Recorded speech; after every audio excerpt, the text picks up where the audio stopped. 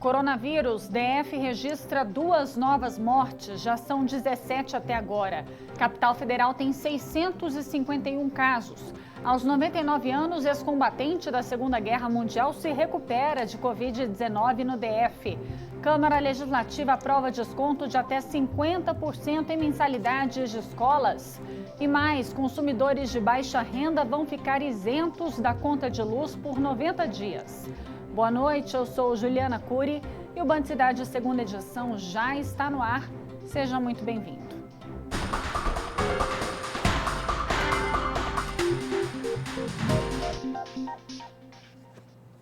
A gente já começa a edição de hoje com as informações atualizadas sobre o coronavírus no país e aqui no DF.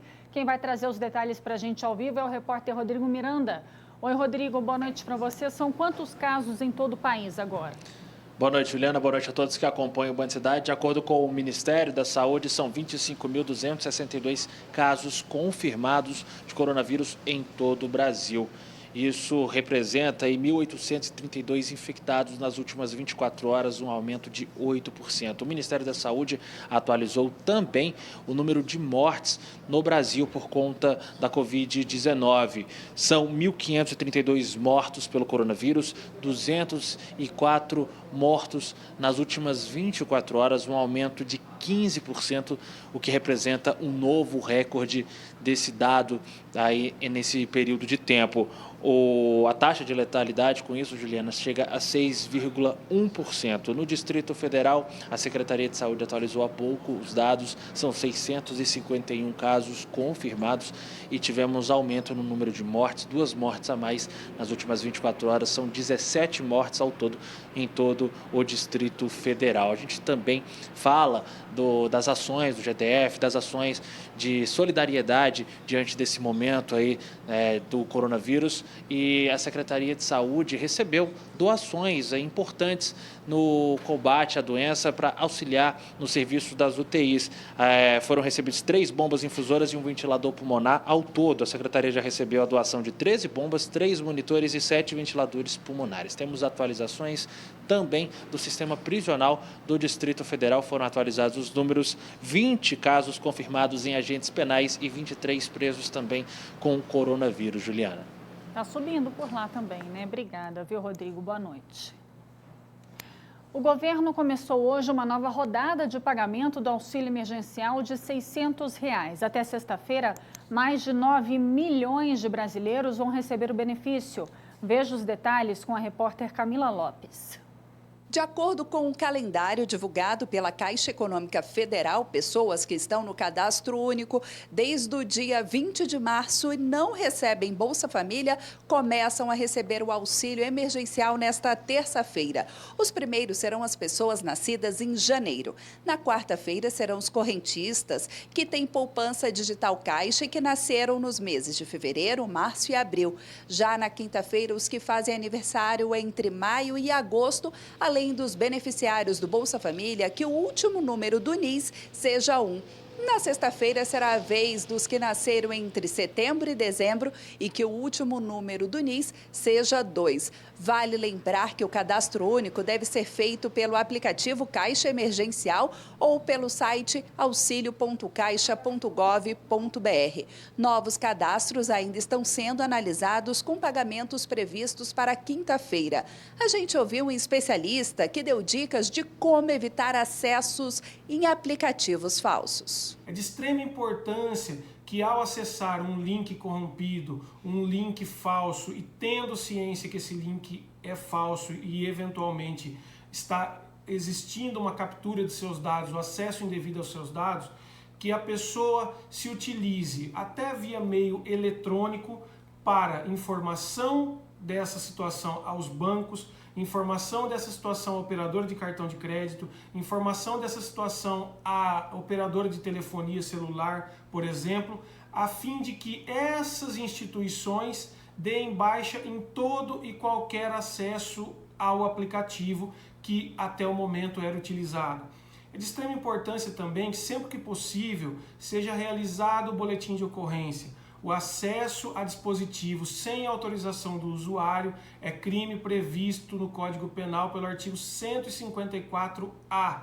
invasão de dispositivo móvel. O CPF irregular de quem pretende receber o auxílio emergencial de R$ 600 ainda provoca corrida aos postos da Receita Federal. Para facilitar o cadastro das famílias, a partir de hoje, novos CPFs poderão ser inscritos pela internet sem qualquer custo.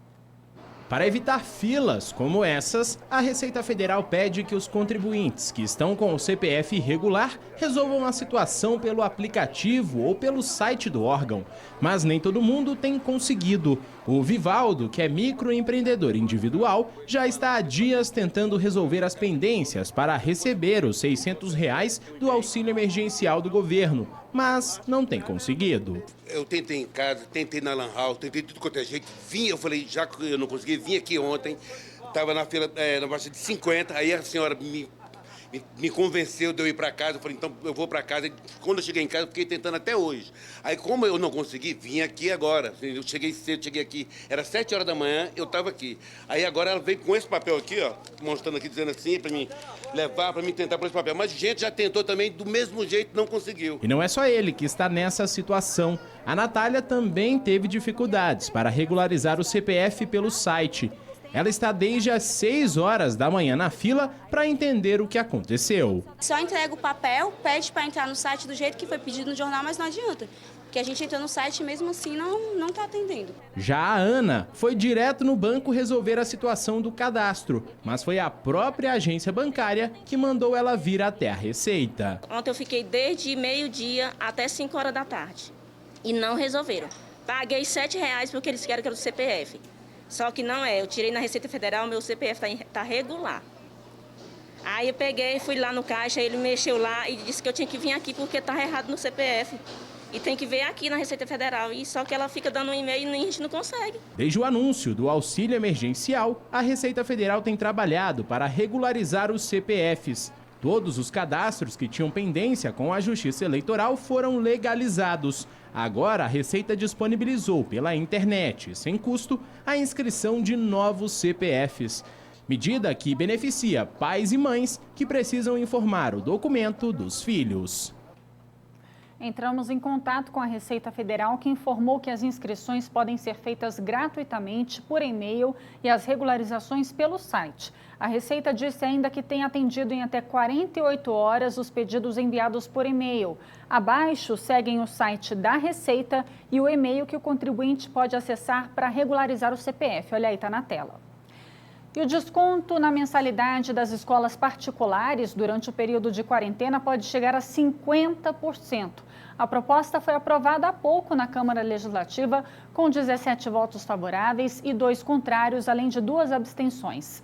Mas, passado o período de isolamento, os pais terão de compensar os valores não pagos. Depois de cerca de 2 semanas de muita discussão, os deputados distritais votaram em segundo turno o projeto de lei que reduz o valor das mensalidades das instituições particulares de ensino, enquanto durarem as medidas de restrição por causa da pandemia do coronavírus. O texto passou por muitas mudanças até que parlamentares, pais e instituições de ensino chegassem a um acordo. Nesta terça-feira, pouco antes de ir à votação, ainda foi acrescentado o substitutivo à proposta, obrigando instituições de ensino fundamental, médio e superior da rede privada, cursos preparatórios e de idiomas a oferecer redução de no mínimo 30% e no máximo 50% da mensalidade. Só não vão oferecer o desconto as microempresas e empresas de pequeno porte sujeitas ao Simples Nacional. A porcentagem da redução será determinada pela condição individual de cada família. Só que é bom os pais se prepararem. O valor do desconto deverá ser devolvido após o fim da quarentena. As instituições só vão poder iniciar a cobrança após 90 dias. E a quantia ainda poderá ser parcelada em até 10 vezes. A gente consegue desafogar o bolso do aluno e, ao mesmo tempo, a gente também não desfalca os recursos das escolas, porque eles terão o direito de receber isso lá na frente, caso seja o serviço prestado. As instituições serão obrigadas a repor todo o conteúdo perdido pelos estudantes. Caso isso não aconteça, a escola não poderá cobrar o reembolso dos descontos. As instituições de ensino estão proibidas de registrar dívidas em aberto nos órgãos de proteção ao crédito, relativas ao período de suspensão das aulas presenciais. Os alunos bolsistas de programas de estudo governamentais e beneficiários de financiamento estudantil não terão direito à redução da mensalidade. E com a suspensão das aulas para conter o avanço do coronavírus, escolas e professores tiveram que se adaptar e encontrar formas de manter a rotina dos alunos. Aqui no DF, 7 de cada 10 escolas particulares aderiram ao novo modelo de teleaulas. Há mais de um mês, as escolas, tanto particulares quanto públicas, estão fechadas.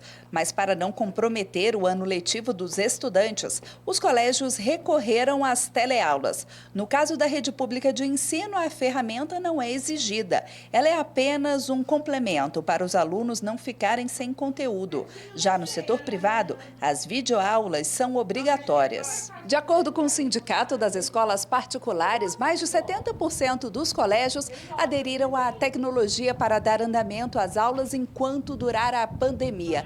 Mas como será que os estudantes e as instituições de ensino estão lidando com esse novo método? Na casa da Anitta e da Laura, a rotina não foi alterada. Elas se arrumam como se fossem para a escola mesmo. Depois de tudo pronto, as meninas sentam na frente do computador para acompanhar a aula. A Laura diz que está adorando essa nova forma de aprender. Eu acho que essa aula é bem melhor, porque assim você consegue ter acesso às atividades melhores, aos gabaritos, né? Você consegue corrigir suas próprias atividades. E eu acho muito mais divertido interagir com as pessoas desse modo. A Anitta acredita que até os professores estão sendo beneficiados com as aulas online. Eu acho que ele gosta mais porque também não atrapalha tanto ele. Não dá pra gente ter nossas conversas individuais com cada aluno. Então, não tem como muito atrapalhar a aula. Dá pra gente conversar pelo chat, eu acho super divertido todo mundo fazer isso junto. O diretor da escola onde as irmãs estudam afirma que tem sido um desafio para todos, mas acredita que o método veio para ficar. Estamos todos aprendendo, professores, estudantes, família, a escola como um todo. Estamos aprendendo a nos comunicar de uma outra forma, sem, entretanto, deixar de lado o nível de exigência e da qualidade da ação educativa que estamos praticando, que estamos oferecendo a nossos estudantes. Entendemos que vai ser uma nova forma que vai estar presente daqui para frente nos modelos educativos. Muita coisa vai mudar depois da pandemia, né? E olha só que boa notícia, um veterano da Segunda Guerra Mundial, o ex-combatente da Força Expedicionária Brasileira, Hermando Pivetta, recebeu alta hoje no início da tarde.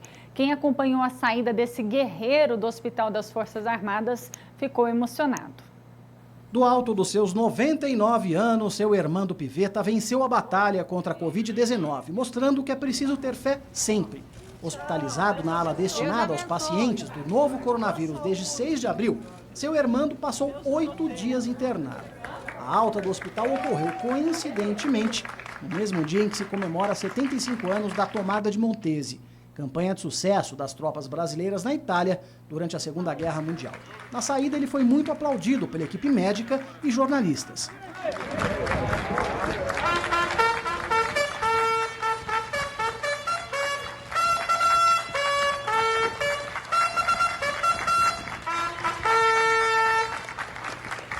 Em setembro de 1942, o ex-combatente foi tripulante do navio Almirante Alexandrino, que viajou do Rio de Janeiro até Dakar, no Senegal. Na África, participou de treinamentos de guerra. Em seguida, atuou nas ações de guarda da costa brasileira em Fernando de Noronha, Pontal do Cururipe, Natal e Recife. Agora, seu Hermando vai para casa, com a certeza de que venceu mais uma dura batalha. Parabéns para ele. Olha, o Superior Tribunal de Justiça negou nesta terça-feira o pedido de colocar em prisão domiciliar todos os presos do DF com idade acima de 18 anos que são do grupo de risco do coronavírus. Quem vai trazer os detalhes para a gente é o Cláudio Marcos, direto do estúdio da Band News FM. Oi, Cláudio, boa noite. Boa noite, Juliana. Boa noite a todos que acompanham a gente. Decisão do ministro Nefe Cordeiro, do Superior Tribunal de Justiça. Como você falou, então, ele negando aí esse pedido que foi feito para prisão domiciliar para praticamente todos os presos do grupo de risco que estão em penitenciárias aqui do Distrito Federal. São eles, Juliana, idosos, diabéticos, hipertensos, aqueles portadores de insuficiência renal crônica, doença respiratória crônica também ou doença cardiovascular. A Defensoria Pública Federal apresentou o pedido ao STJ, alegando aí que as autoridades locais não tomaram medidas necessárias para conter a pandemia no sistema carcerário, que essa recomendação teria sido feita pelo Conselho Nacional de Justiça, o CNJ, mas então esse pedido foi negado lá pelo ministro Nefe Cordeiro. A gente lembra que até agora os números que nós temos, 23 presos testaram positivo para a Covid-19 até agora, 20 agentes penitenciários. O governo tem feito ali aquela limpeza e higienização especial também nessas penitenciárias. As visitas aos presos estão suspensas desde o dia 17 de abril.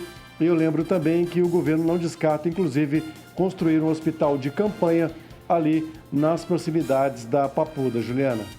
Tá certo. Obrigada, viu, Cláudio? Boa noite. Boa noite. E vamos ver como é que está a volta para casa nesse momento. O trânsito, a movimentação da cidade pelas câmeras do DR. A gente começa o nosso giro lá na EPTG. Movimentação na EPTG não é pequena, não tem engarrafamento, mas a movimentação é grande. Não tem pouco carro na rua, né? O pessoal não sei se está respeitando a quarentena. Agora a gente vai para a estrutural. Vamos ver como é que está o trânsito na estrutural. Estrutural com a faixa reversa aberta. A gente pegou uma imagem mais panorâmica agora. Também não tem pouco carro na rua. A pista norte está um pouco mais cheia. Não tem engarrafamento, lógico, né? Muita gente em isolamento social, só que era para ter mais gente, né? Pelo que a gente está vendo, era para ter mais gente em casa. Agora a gente vai para a EPGU. Vamos ver como é que está o trânsito por lá. EPGU também movimentação intensa de carros, não tem engarrafamento, o trânsito está fluindo normal, só que bastante carro fora de casa, bastante gente fora de casa. Agora a gente vai encerrar o nosso giro do outro lado da cidade, lá no Colorado, subida para o Colorado. Está um pouco mais tranquila a subida para o Colorado, esse horário sempre costuma ser engarrafado em dias normais, em épocas normais, né?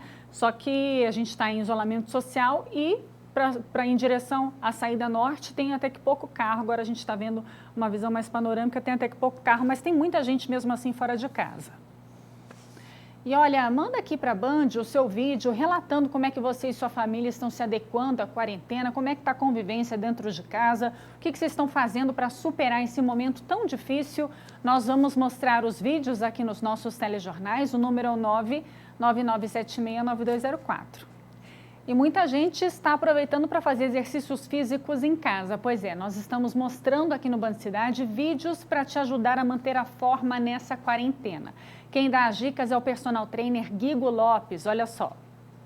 Olá, hoje a gente vai falar sobre exercícios de corrida.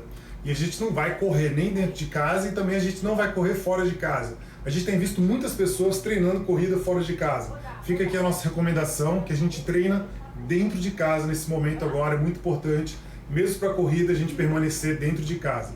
O primeiro exercício é uma corrida no mesmo lugar e que vai ser muito importante a gente coordenar braço, perna e a ponta do pé tocando no chão. Eu vou fazer esse movimento aqui, como se eu estivesse correndo no mesmo lugar.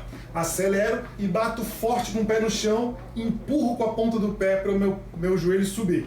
Então esse é um movimento coordenando sempre braço e perna. Você vê que meu braço está sempre flexionado, eu nunca estico o braço, e ele vai para frente e para trás, quase que fosse como um movimento de um trem de ferro que vai para frente e para trás.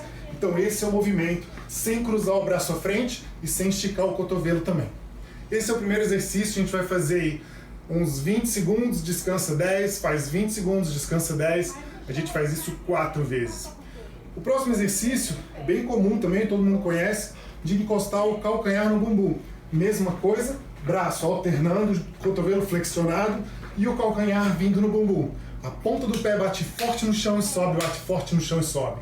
É importante agora o meu tronco estar bem para frente, como se eu estivesse correndo. Muita gente faz com a mão aqui no bumbum, para colocar o pé no bumbum. A gente não vai usar isso porque a gente quer melhorar a coordenação do braço e da perna. O outro exercício, que a gente chama de soldadinho, a gente vai dar um chutinho para frente com o joelho bem esticado. Eu vou trabalhar bem a ponta do pé, a coordenação braço e perna, dando chutinho para frente. O erro comum é inclinar o tronco para trás. A gente não deixa, a gente fica com o tronco um pouquinho inclinado para frente e a gente faz esse movimento. O último desse treino de corrida, a gente vai fazer um movimento de elevar o joelho. A gente vai fazer só isso aqui. Tronco para frente, trabalhando bem a coordenação do braço. E eu troco de perna. Eu salto e volto. A gente faz sempre de todos os exercícios, 20 segundos do exercício, 10 descansos. A gente faz 4 séries para cada exercício. Eu fiquei sabendo que o pessoal gostou muito da Mili, e eu tô aqui ofegante, ralando, e a Mili aqui no sofá. Ela também manda um abraço para vocês. Bons treinos. A Mili só observa. E veja a seguir, o aeroporto de Brasília passa por desinfecção. Imagens agora da EPNB. A gente volta daqui a pouco.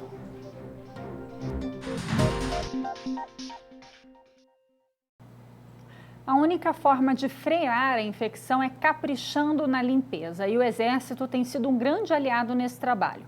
Hoje de manhã, o aeroporto de Brasília passou por uma verdadeira faxina.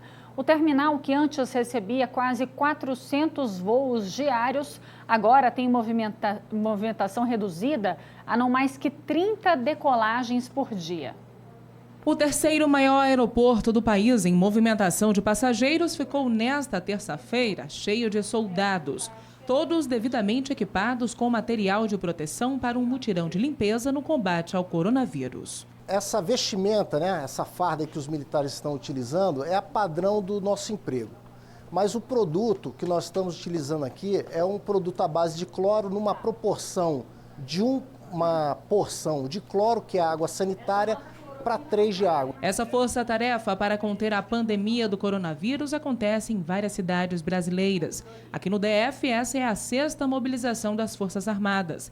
É o Centro de Comando e Operações Terrestres na capital federal que monitora o trabalho. A operação Covid-19 tem 26 mil militares, mais de 800 viaturas e 26 aviões. Hoje, além da desinfecção, também foi feita uma capacitação dos funcionários do aeroporto JK. Dos bombeiros civis, como também dos seus funcionários, para que eles sirvam de multiplicadores e possam estar realizando essa desinfecção com uma maior frequência possível, com os meios que eles têm disponíveis. Mas o reforço para combater o avanço da doença conta também com o apoio da Inframérica. O movimento dos aviões diminuiu em mais de 90% devido às medidas de restrição de locomoção e viagens. Ainda segundo a concessionária que administra o terminal, outros cuidados foram adotados, como o uso de máscaras e luvas por funcionários do atendimento, álcool gel nas áreas de circulação de trabalhadores e foi intensificada a higienização em todas as áreas do local. E o atendimento presencial da ouvidoria do GDF está suspenso por causa da pandemia, mas o serviço por telefone foi ampliado justamente para receber eventuais denúncias ou sugestões relacionadas à Covid-19. O atendimento, que antes era apenas de segunda a sexta, agora está funcionando também aos sábados, domingos e feriados, das 8 da manhã às 6 da tarde. Em um período de apenas 4 dias, foram registrados cerca de 1.000 atendimentos relacionados apenas à pandemia do novo coronavírus. A maioria denúncias de lojas que continuam abertas, apesar do decreto do governador impedindo o comércio de funcionar durante a quarentena. No geral, de acordo com a Secretaria DF Legal, as pessoas ligam para fazer denúncias ou reclamações, pedir informações e até tirar dúvidas. Então, o senhor, pelo decreto, o 40.550, 23 de março de 2020, o senhor não poderia atendimento ao público, mas na função administrativa interna o senhor poderia sim. Isso. O senhor pode exercer, mas nada com atendimento ao público. Sim, por portas fechadas. Para entrar em contato com a ouvidoria, o telefone é o 162 e a ligação é gratuita. Lembrando que as demandas podem estar relacionadas ao coronavírus, mas o atendimento sobre outros assuntos também continua. Veja a seguir, consumidores de baixa renda ficarão isentos da conta de luz por 90 dias. Imagens agora da ponte JK, a gente volta daqui a pouco.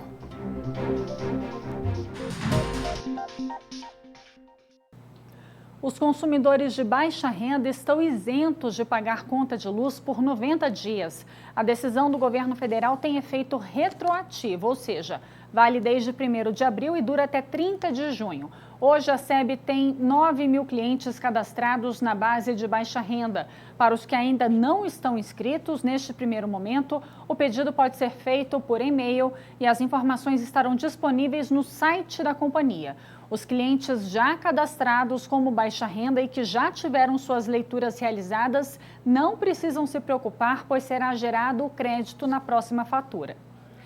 E vamos ver como é que fica o tempo amanhã. A previsão é da Somar Meteorologia. Olá, Juliana. Muito boa noite. Boa noite também a todos que nos acompanham. A chuva mais volumosa continua concentrada no centro e norte do Brasil. Em Goiás, a situação é bem parecida, porque a chuva mais pesada ocorre na metade norte do estado. Nas áreas mais ao sul, tem a possibilidade de chuva forte, porém em pontos mais isolados e de forma passageira. Amanhã, Brasília terá mínima de 18 graus, máxima de 28 graus e com pancadas de chuva. Entre a quinta e a sexta-feira, a chuva pode aumentar em Brasília e aí a temperatura diminui um pouco. Na quinta-feira, a máxima fica em torno dos 26 graus. Em Goiânia, a quarta-feira terá pancadas de chuva e máxima de 31 graus. Rio Verde também com chuva, mas a temperatura consegue alcançar os 30 graus. Tá certo. Obrigada, Desirê. E olha, por hoje é isso. Obrigada pela sua companhia. Vem aí o Jornal da Band. Excelente noite para você. Até amanhã. Tchau, tchau.